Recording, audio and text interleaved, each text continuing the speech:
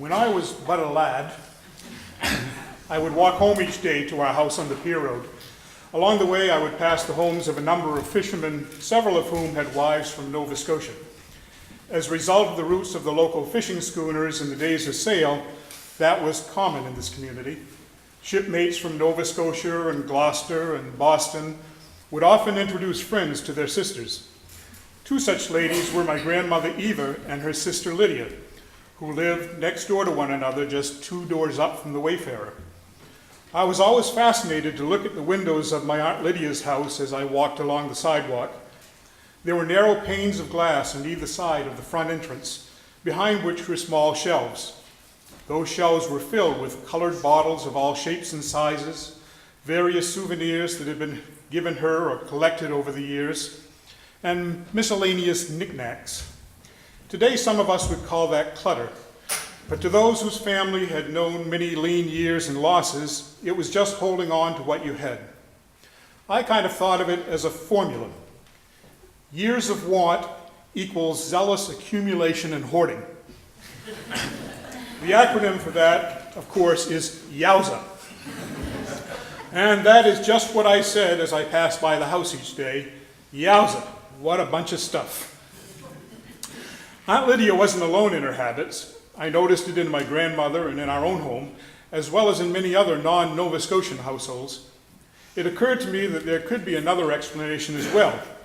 That is, that though the exterior of we locals can sometimes seem to be, well, a bit crusty, beneath the surface is a very soft core.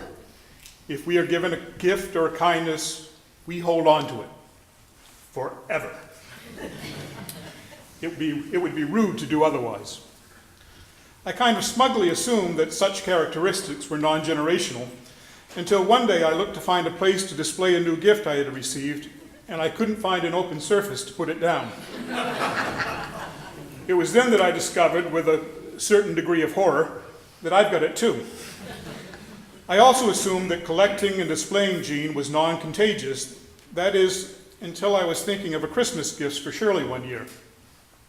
She had just finished making a stuffed Noah's Ark toy, complete with animals for the girls, and had commented about how much she liked the story. I knew that she also liked baskets. So, putting 2 and 2 together, I found a basket with a Noah's Ark handle and was really quite pleased with myself. She loved it, which prompted me to find a Noah's Ark plaque for above the door. Then a rug, a pillow, some figurines, some jewelry, tie. When we went on vacations, we started looking for arks with animals that represented the region we were visiting and added them to her collection. The rest of the family got into the act too, as did friends and neighbors. One Christmas, a very young Stacy drew little animals on a coloring pad, cut them out, and hung them from sticks to make a mobile. It made Shirley cry.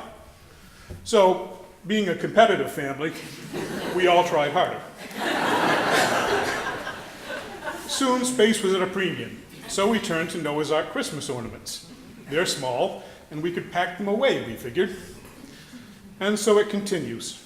Our house now a maze of Kennebunkport and family memorabilia, alongside representations of Noah and his many furry friends. Somebody help us. Okay, hold on a minute. The Kennebunkport part of the story is all true, but the Noah part is a gross exaggeration. Yes, we have a few, but there's a reason. I like them, and I love the story, and here's why. I came from a Spartan background, primarily because we had no relatives in Maine. There were no accumulations of gifts, no inherited items, no hand-me-downs, and no odd pieces of furniture obtained when someone in the family upgraded. When I married Tom, I was taken aback by the sheer number of his relatives who all lived nearby. Mine are in other states, far away, which is as it should be.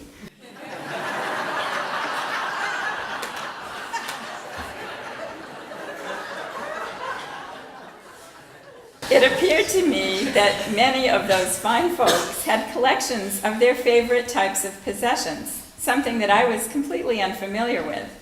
It seemed interesting and enviable in a way, but not something that I could do. I had no meaningful attachment to any items in particular, which seemed kind of like a basic prerequisite to serious collecting. That is, until I made that stuffed Noah's Ark for my middle daughter. I remember cutting up an old pair of wide whale corduroy bell-bottoms for the body of the ark. If any of you are from that era, you'll know those made wonderful planks. As I stuffed all the little pairs of animals and embroidered manes, tails, and eyes on them, I thought about how much my little one would enjoy playing with it. I thought a lot, too, about the Bible story. I knew in colonial times, arks were considered Sunday toys and were one of the few playtime activities permitted on strict Sabbath days. And this was in the 80s, right after the resurgence of all things homestead-like. So we were into the colonial kind of mindset. I suppose the destruction of the earth and all of its inhabitants could strike terror into one's heart, but I never focused on that. I was intrigued with the very idea of one man and his family being singled out by God and given such a momentous task. How perplexed and overwhelmed Noah must have been. But his faith moved him forward. If this is what God required of him, no problem, then ark it would be. Wow, how I envied that certainty of faith. But the best part for me was the hope of the fresh start, the new beginning. How joyful it must have been when the ark landed and the Lord finally allowed them once again to set foot on solid ground. I read that I think that was about 8 months. How daunting was the task before them to create a world better than the one they had left behind, or that got washed away and destroyed. Fortunately, God was with them, and even though he recognized that evil still existed in the hearts of man, he promised in Genesis chapter 8, verse 22, that as long as the earth endures, seed time and harvest, cold and heat, summer and winter, day and night will never cease. Never again will the waters become a flood to destroy all life. As a reminder for him and us, he set a rainbow in the sky. Periodically, we are sent a message direct from our Creator. It's right there in front of us, in gorgeous hues, telling us point blank that we are loved and cared for and not forgotten. The rainbow symbolizes that even when the world seems like a total mess, God sees hope for us, along with beauty and redemption. I always feel so blessed when I see a rainbow. It's as if God is speaking directly to me. You know, we are all given different gifts and abilities to use for the glory of God. Nevertheless, many of us don't feel all that significant in the grand scheme of life. Few of us feel adequate to tasks like parting the waters, leading people on 40-year treks through the desert, going head-to-head with pharaohs and the like. But there are just some Bible stories that you can relate to. For instance, organizing the feeding and care of the animals, cleaning out the stalls, mothering a new generation of family, telling Noah and the kids what needs to be done to get it right this time. That's definitely my kind of job, and I'm just sorry I missed it. Anyway, by the time that toy was done, I knew what I would collect: Noah's Arks. It was a story I loved, one that had personal meaning. At last, I was a real Bradbury with a collectible all my own.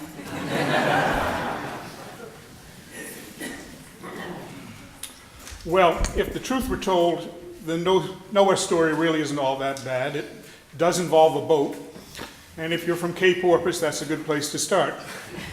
It also involves the entire natural world, and you can't go wrong with that. I think it was good of God to invite all of the animals aboard the ark. no one would have noticed if he had chosen that time to weed out some of the more annoying species. But apparently, the only dysfunctional part of his whole divine plan was mankind itself. Those who had been given the greatest gifts had failed to live up to the inherent expectations that went with them. Indeed, they had abused the privilege, and you have to wonder sometimes how much that has really changed. I like the way the story has been retold over the millenniums. A righteous man is told to tear down his house and build a ship. He is to abandon his wealth, seek a life after death, and scorn his possessions. Bring up the seed of all kinds of living things into the ship which thou shalt build, he is told. The cause of the coming flood is a judgment being rendered for man's sins. Lay upon the sinner his sin, lay upon the transgressor his transgression. What am I talking about? It's the story of Gilgamesh, found on clay Babylonian and Assyrian tablets dating back to 2000 BC. Virtually every culture in every part of the world has a similar account. Something certainly happened that was forged into the consciousness of all mankind. It would actually make for a great discussion in Helen and Fuzzy's Alpha class. I like the way the ark came to rest on the top of a mountain. It strikes me that all of us spend our lives trying to climb mountains.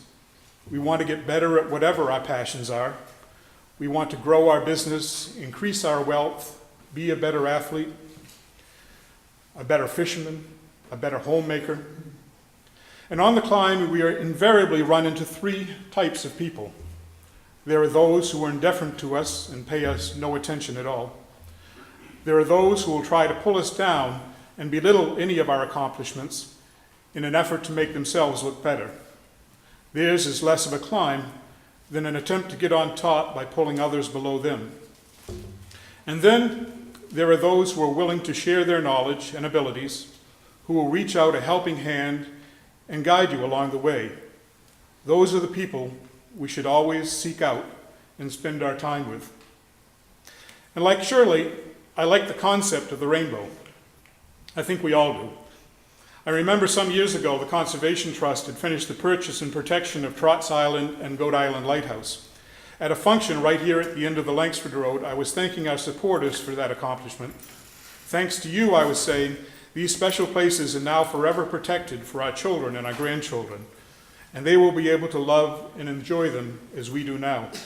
I pointed toward the harbor, and at that very moment, and I know this sounds like one of those sketchy, exaggerated fish stories, a double rainbow appeared which stretched from the end of Trotz to beyond the lighthouse. People gasped and ran to the shore. Many took photos, and tears came to the eyes of many. We were all amazed, and we called it a blessing. It strikes me that all of us are also climbing a spiritual mountain. We all want to be better people. It's certainly a lifetime quest, and often a difficult one. And along the way, we're going to run into the same people, those that don't care, those who will try to bring us down, and those who will lift us up. What a better life we lead when we choose to befriend those who are supportive and positive. Look to your left and to your right. I started a mental list of those among us who possessed a fundamental goodness toward others and a practicing of the Christian faith that serves as an example to others. In keeping with our 2x2 theme, I thought about Bob and Sally, and Ruth and Dick, and Bill and Gail, and Bob and Dottie, and Neil and Marilyn, and Sue and Dick, and Alice and Roy, and Adrian and Susan, and Burl and Jerry, and David and Jane, and the list kept going on and on, before finally I concluded, it's all of you. And that doesn't mean that we're perfect, far from it. Sometimes we slide backwards, and sometimes we take a fall. But there are always those around us right here in this special place who care, who reach out a helping hand, pick us up, brush us off, and set us back on our way. My friends, you are the living rainbow. You are the uplifted hand. You are a blessing to one another. May it always be so. Thanks be to God. Amen.